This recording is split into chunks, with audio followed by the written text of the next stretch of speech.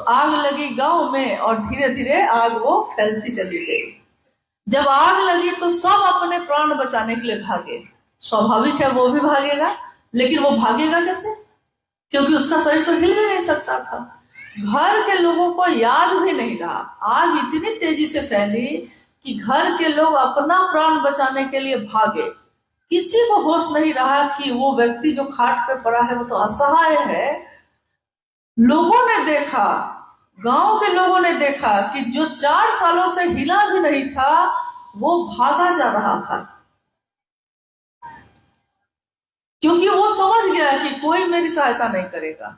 जब तक कोई करता रहा वो निर्भर रहा, और जिस समय उसको लग गया कि कोई मेरी मदद नहीं करेगा, उसने जो उसके आराध्य थे उसने उसको पुकारा, और मानसिक ताकत उसकी इतनी मजबूत हुई कि उसका शरीर जो लकवा मारे हुए था 4 साल से, हिल नहीं रहा था, खड़ा हुआ और दौड़ गया।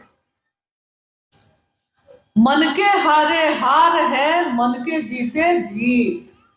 मन अगर मजबूत है तो आपके शरीर पे उसका असर पड़ता है। इसीलिए शिव के चर्चा में जाने पे हमारी बीमारियां ठीक हो जाती है।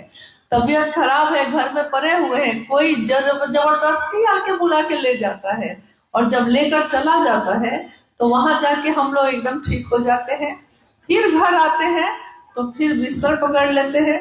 घर के लोग कहते हैं अभी अभी शिव चर्चा के लिए तबीयत ठीक हो गई थी, घर में वही मामला है। मामला यही है, किसके सानिध्य में हम रहे, किसके साथ हमने रहना सीखा है। तो महादेव के साथ रहना सीखा है तो क्या करना है। साहब का संदेश साफ है, बनो तो शिव, रहो तो शिव, और जियो तो शिव, यानी शिव की तरह ही होना है। अब आप खुद पता करिए कि शिव कैसा है। आपके संपर्क में वो शिव जैसा आएगा, उतना भर भी अगर हम अपने जीवन में उतार लेंगे, मेरा मन जितना भर महादेव के नजदीक हुआ है, जितना मेरे मन ने समझा है, उतना भर भी अगर हम अपने जीवन में उतार लेंगे तो क्या होगा, ये दुनिया शिवमय हो जाएगी। एक व्यक्ति बदलेगा तो परिवार, परिवार बदलता है तो समाज, समाज बदलता है तो दुनिया। और साहब दीदी ने यही सपना तो देखा है, ये पूरी दुनिया शिवमय हो। उन्होंने यही सपना तो देखा है कि मैं नहीं जानता कि संसार की दशा और दिशा शिव के बगैर कैसी होगी, लेकिन मैं ये जानता हूं कि शिव के साथ ये मानवता, ये सृष्टि सबल होगी, सुवासित होगी, शिवमय होगी। तो आइए हम सभी जो इस बैठक का आयोजन सबने मिलकर किया है, इसका एक उद्देश्य हो, और इस उद्देश्य की पूर्ति हम सभी के द्वारा हो।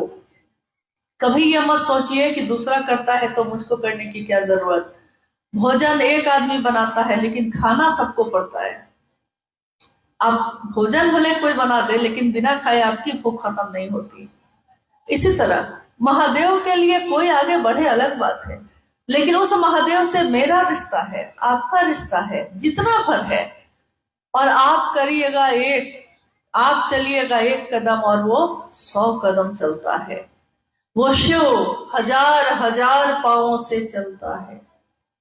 ये साहब की वाणी, उन्होंने ही कहा, वो शिव, वो महादेव हजार हजार पांवों से चलता है। ये किसके पांव हैं? ये आपके पांव हैं जो चल रहे हैं। वो शिव हजार कानों से सुनता है, वो शिव हजार आंखों से देखता है। ये किसकी आंखों से महादेव देखता है?